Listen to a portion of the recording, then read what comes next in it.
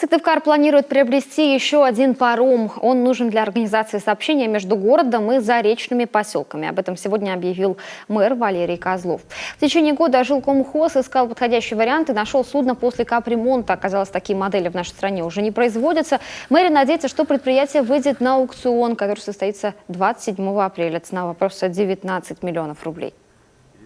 Судно, значит, с капремонтом и так далее, прошедшие все там регистры и так далее, мы, значит, планируем, что данное предприятие выйдет на конкурс, и мы приобретем еще одну единицу для бесперебойного снабжения, потому что флот ветшает.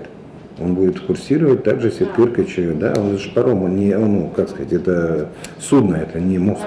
Это судно просто с перевозкой транспорта. Не помню, как он, дорожник, да, называется, вот, который у нас есть. Кстати, недавно столица приобрела и новый катер на воздушной подушке «Хивус». В составе спасательных сил он будет патрулировать отрезанные половодьем населенные пункты. Сейчас они полностью готовы к встрече со стихией. В марте завезено топливо, в амбулаториях есть необходимые медикаменты, в магазинах имеется запас продовольствия и длительного хранения. После схода снега перед большой водой будет проведен окончательный ремонт мостков. После закрытия пешеходной переправы в местечке Алешино на левом берегу Вычегды планируют установить круглосуточный пост спасателей.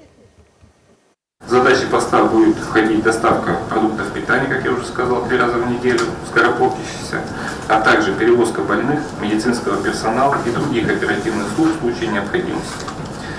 Значит, команда будет осуществляться через службы экстренного реагирования, то есть это 01, 02, 03, в случае необходимости 04.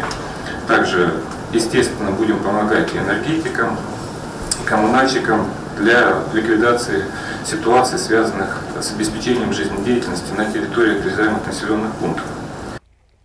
В случае высокого уровня воды и затопления жилых домов людей эвакуируют. Для них приготовили 4 пункта временного размещения.